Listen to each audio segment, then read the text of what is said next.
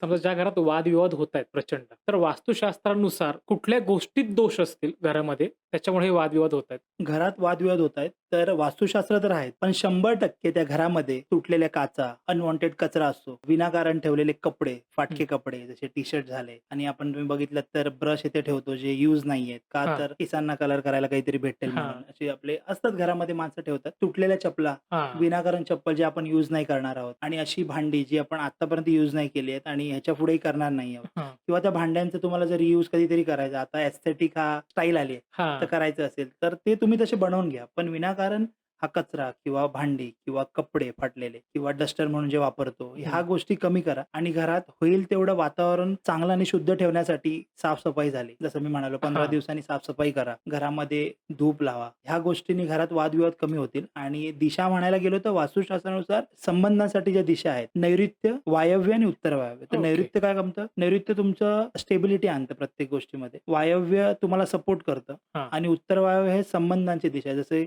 नवरा-बायको त्यांच्यात वाद होतायत, त्यांच्यात भांडणं होतायत. तर ही दिशा बघा आणि आग्नेय दिशेला तुमचं अग्नितत्व जरी जास्त वाढलं असेल, तरी कोण ना कोण घरामध्ये भडकत राहणार आणि त्याच्यामुळे भांडणं होत राहणार.